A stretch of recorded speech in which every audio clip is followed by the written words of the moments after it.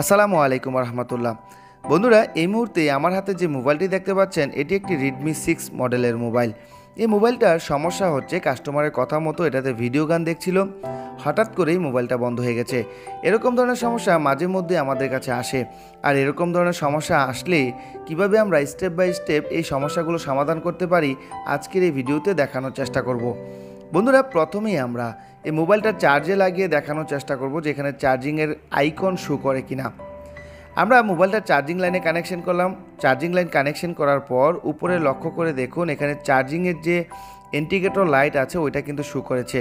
আমি চার্জিং লাইনটা ডিসকানেক্ট করে পুনরায় লাগিয়ে দেখালাম। লক্ষ্য করুন এখানে কিন্তু চার্জিংয়ের যে ইন্ডিকেটর আছে এটা কিন্তু শো করেছে, বাট ডিসপ্লেতে কোনো প্রকার চার্জিং আইকন শো করছে না। এখন আমরা দ্বিতীয় স্টেপে মোবাইলের ব্যাটারিটাকে চেক করে দেখব যে মোবাইলের ব্যাটারিতে চার্জ কতটুকু আছে। আমরা জানি একটি অ্যান্ড্রয়েড মোবাইল চালু হওয়ার জন্য ব্যাটারিতে 3.70 পর্যন্ত ভোল্টেজের প্রয়োজন রয়েছে। এখানে লক্ষ্য করুন এই ব্যাটারিতে কিন্তু 4.18 ভোল্টেজ আছে, অর্থাৎ মোবাইলের ব্যাটারিতে ভালো পরিমাণের চার্জ আছে।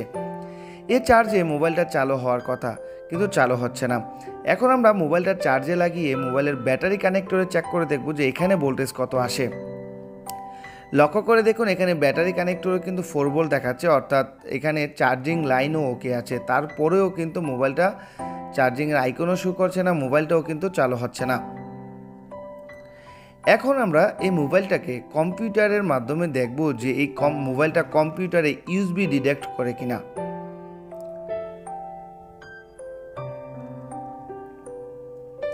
আর ইউএসবি ডিটেক্ট করে কিনা সেটা দেখার জন্য আমরা অবশ্যই কম্পিউটারের ডিভাইসে চলে যাব, ডিভাইস ম্যানেজারে।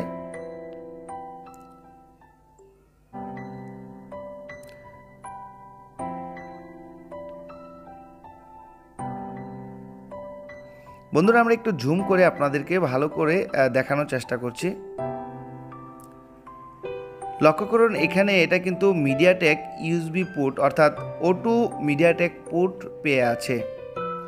আর এই O2 মিডিয়াটেক পোর্ট বা O2 কোয়ালকম পোর্ট এগুলো কিন্তু বেশিরভাগ ক্ষেত্রে সফটওয়্যার ইস্যু হলেই হয়ে থাকে।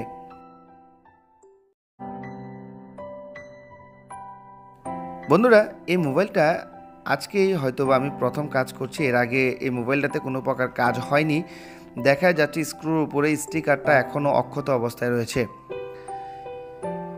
বন্ধুরা, এই মোবাইলটা আমি ফ্ল্যাশ করার চেষ্টা করেছি CM2 এবং EMT দুইটার মাধ্যমে, বাট এটা ফ্ল্যাশ নেয়নি এবং SP ফ্ল্যাশ টুল দিয়েও ফ্ল্যাশ করার চেষ্টা করেছি। তো যেহেতু ফ্ল্যাশ নেয়নি, এখন আমরা এই মোবাইলের eMMC-টা খুলব। eMMC খুলে তারপর আমরা দেখব যে এটার ভিতরে যে প্রোগ্রামিং আছে, অর্থাৎ eMMC-র মধ্যে যে প্রোগ্রামিং সিস্টেমটা আছে ওইটা ঠিক আছে কিনা, অর্থাৎ পার্টিশন ঠিক আছে কিনা এক কথায় বলতে গেলে। এই পার্টিশন যদি ঠিক না থাকে তখন এই মোবাইলের এই সমস্যা হয়ে থাকে। অনেক সময় আপডেট দেওয়ার পর মোবাইল হঠাৎ করে ডেড হয়ে যায়, অথবা দেখা যায় যে আমরা ফরম্যাট দেই, হ্যান্ড ফরম্যাট দেই। এরকম ফরম্যাট দিলেও অনেক সময় দেখা যায় যে মোবাইলগুলো ডেড হয়ে যায় বা হ্যাং লোগো অবস্থায় এসে যায়। এর অন্যতম কারণ হচ্ছে মোবাইলের eMMC-র পার্টিশন যদি খারাপ হয়ে যায়।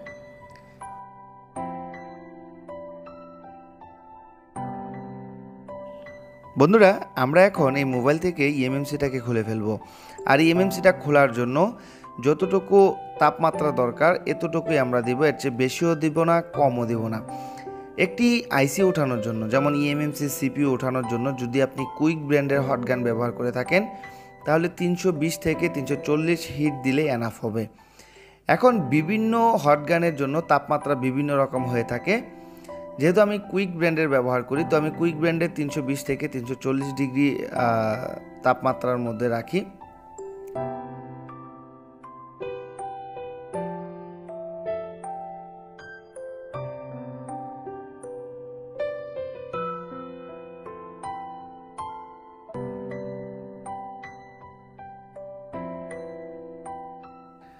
বন্ধুরা, দেখতেই পাচ্ছেন এটি একটি স্যামসাংয়ের eMMC B421 নাম্বারের। আমরা এই eMMC-টা এখন ইজিটেক প্লাস বক্সে লাগিয়ে তারপর আমরা চেক করে দেখব যে আমাদের এই eMMC-র মধ্যে পার্টিশন ঠিক আছে কিনা।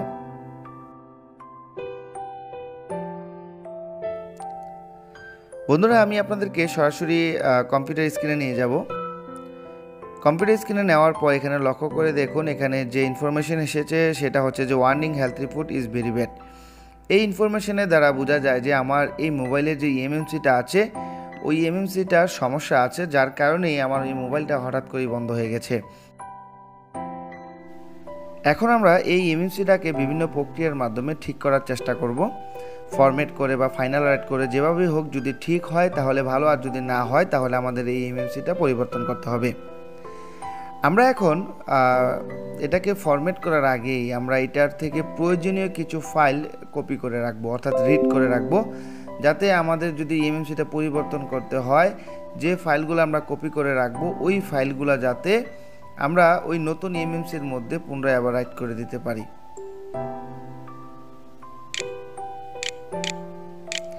তাতে দেখা গেল আমরা যদি এমএমসিটা পরিবর্তন করার পর যেই ফাইলগুলো কপি করে রেখেছি ওই ফাইলগুলো যদি নতুন এমএমসিতে আবার রাইট করে দিই, সেক্ষেত্রে আমার মোবাইলের নেটওয়ার্ক সহ বিভিন্ন যে সিকিউরিটি সিস্টেম আছে সবগুলো কিন্তু ওই নতুন এমএমসিতে চলে যাবে। তখন আমরা মোবাইলটা যদি আমরা চালু করলে দেখবেন যে আমাদের এই মোবাইলের যে লকগুলো ছিল, আগের যে লকগুলো ছিল ওই লকগুলোও কিন্তু শো করবে।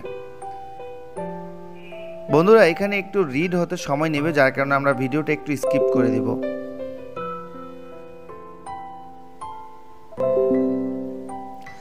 আমরা এই ইএমএমসি থেকে নেটওয়ার্ক ফাইল সহ বিভিন্ন কিছু কপি করে নিলাম। এখন আমরা প্রথমে ফরম্যাট করে দেখব, তারপর ফাইনাল রাইট করে দেখব যে আমাদের এই মোবাইলের ইএমএমসির যে হেলথ রিপোর্ট ভেরিফাইড যে সমস্যাটা আছে সমস্যাটা যায় কিনা।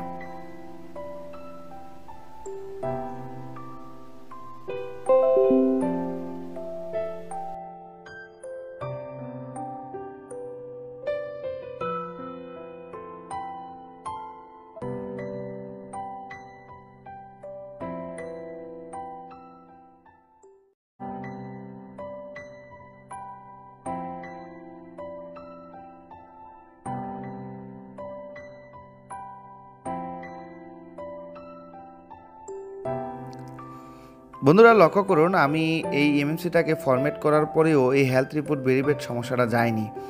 তো আমরা এখন এই এমএমসিটাকে পরিবর্তন করে দিব। বন্ধুরা, এই এমএমসিটা পরিবর্তন করার আগে এখানে আরেকটা জিনিস আপনাদেরকে দেখিয়ে নেই। এই এমএমসিটা কিন্তু 32 জিবি রোম এবং 3 জিবি র্যামের একটি এমএমসি। এখন আমরা হয় সেম একটি এমএমসি নিব, অথবা আমরা চাইলে এর থেকে একটু বেশিও নিতে পারি। বন্ধুরা, আমরা অন্য আরেকটি এমএমসি নিলাম।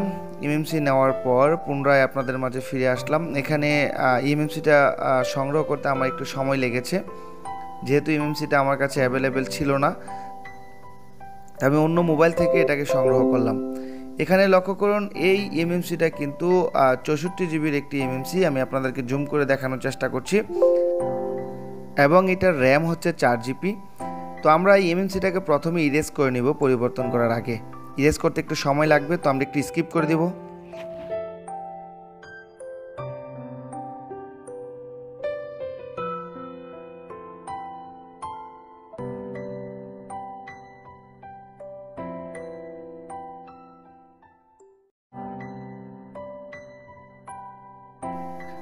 বন্ধুরা, নতুন এমএমসিটাকে আমরা ইরেজ করে নিলাম, যেহেতু এটি অন্য আরেকটি মোবাইল থেকে আমরা নিয়েছি, তো এটা ইরেজ করা অত্যন্ত জরুরি ছিল।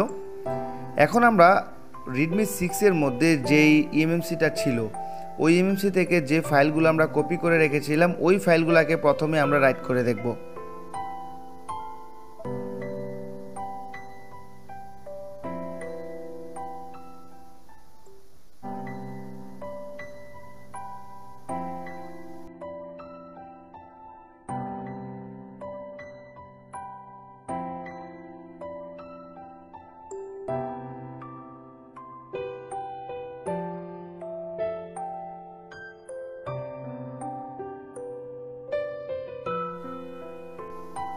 বন্ধুরা, ভিডিওটা লম্বা হয়ে যাচ্ছে বিদায় আমরা অনেকটা অংশ কেটে দিতে বাধ্য হলাম। স্ক্রিন রেকর্ডে লক্ষ্য করলে দেখতে পাবেন ভিডিওটা প্রায় 1 ঘন্টার মতো লম্বা হয়ে গেছে। এখানে আমরা এই জন্যই একটু অংশ কেটে দিতে বাধ্য হয়েছি, আর কাস্টমার এসেছিল বিদায় আমিও লক্ষ্য করতে পারিনি। আমরা প্রথম দিকে পুরাতন যে এমএমসিটা ছিল ওইটা থেকে যে ফাইলগুলো রিড করে রেখেছিলাম ওই ফাইলগুলোকে এই নতুন এমএমসিতে প্রথমে রাইট করেছি। দ্বিতীয়ত আমরা নতুন আরেকটি ফ্ল্যাশ ফাইল নামিয়ে ওই ফ্ল্যাশ ফাইলটাকেও আমরা এমএমসিতে রাইট করেছি। বন্ধুরা এখন আমরা এই এমএমসিটা মোবাইলে লাগিয়ে দেখব যে আমাদের মোবাইলটা চালু হয় কিনা। আর এই এমএমসিটা লাগাবে আমারই এক ছাত্র ইব্রাহিম ভাই। ইব্রাহিম ভাই আমার কাছে এসেছে নোয়াখালী থেকে কাজ শেখার জন্য। বন্ধুরা অনেকেই কাজ শেখার ব্যাপারে আমার অনেক ভিডিও নিচে কমেন্ট করে থাকেন। যারা কাজ শিখতে ইচ্ছুক তারা চাইলে স্ক্রিনে দেওয়া ফোন নাম্বারে হোয়াটসঅ্যাপ এবং ইমোতে মেসেজ করতে পারেন, অথবা চাইলে সরাসরি ফোনও করতে পারেন।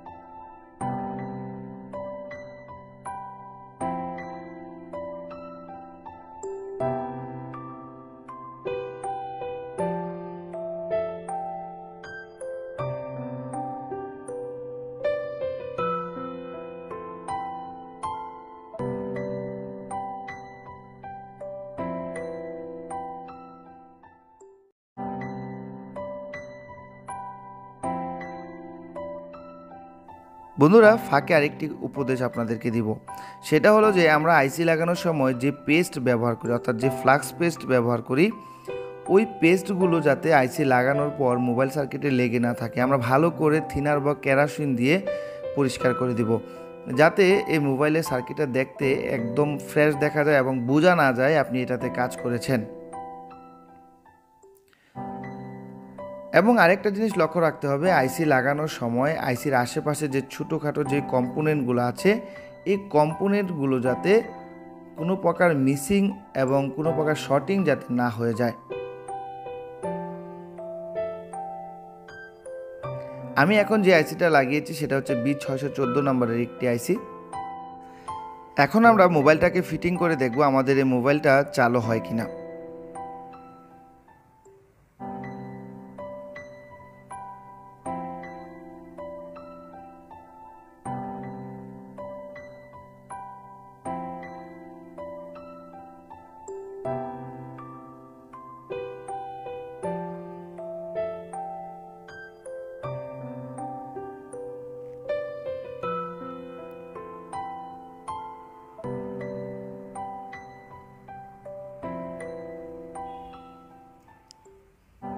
আলহামদুলিল্লাহ, দেখতেই পাচ্ছেন আমাদের এই মোবাইলটা কিন্তু চালু হয়ে গেছে। বন্ধুরা যেহেতু প্রথমবার একটি মোবাইল ফ্ল্যাশ করার পর চালু হতে একটু সময় লাগে, তার জন্য আরেকটু জায়গায় স্কিপ করে দিলাম।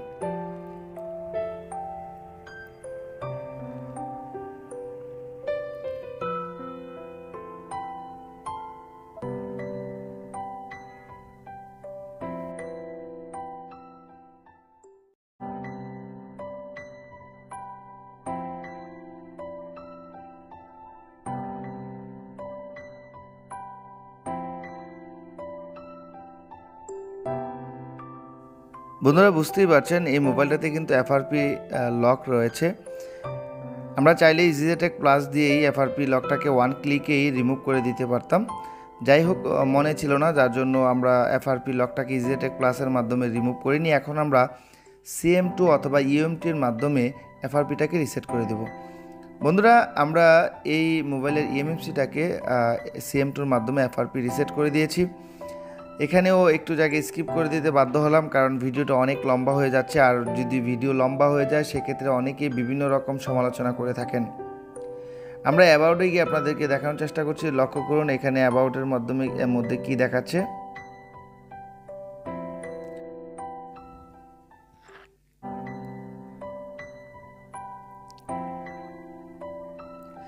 বন্ধুরা লক্ষ্য করুন এখানে কিন্তু 64 GB রুম দেখাচ্ছে,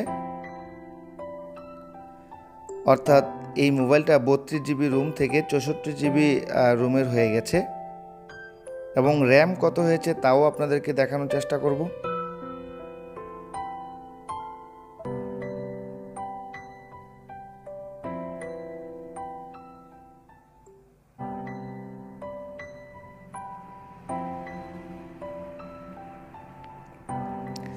লক্ষ্য করুন এখানে র্যামটাও কিন্তু 4 GB হয়ে গেছে, অর্থাৎ 3 GB র্যাম এবং 32 GB রুম থেকে এখন বর্তমানে মোবাইলটা 4 GB র্যাম এবং 64 GB রুম হয়ে গেছে। বন্ধুরা প্রতিনিয়ত আমি চেষ্টা করি আমার এই মোবাইল রিপেয়ার হসপিটাল বিডির ইউটিউব চ্যানেলে এমন কিছু ভিডিও আপলোড করার জন্য যে ভিডিওগুলো দেখে সত্যিকার অর্থে আপনারা উপকৃত হন। আর আমার এই মোবাইল রিপেয়ার হসপিটাল বিডির ইউটিউব চ্যানেলের ভিডিওগুলো দেখে সত্যিকার অর্থে যদি আপনারা উপকৃত হন, অবশ্যই আমার ইউটিউব চ্যানেলটা সাবস্ক্রাইব করে দিবেন এবং পাশে থাকা বেল আইকনে ক্লিক করে দিবেন, যাতে আমার দেয়া নতুন নতুন ভিডিওগুলোর নোটিফিকেশন পৌঁছে যায় সবার আগে আপনাদের কাছে। বন্ধুরা, আজ আর নয়, কথা হবে আপনাদের সামনে নেক্সট কোনো ভিডিওতে। সে পর্যন্ত সুস্থ থাকবেন, ভালো থাকবেন। আসসালামু আলাইকুম ওয়া রাহমাতুল্লাহি ওয়া বারাকাতুহু।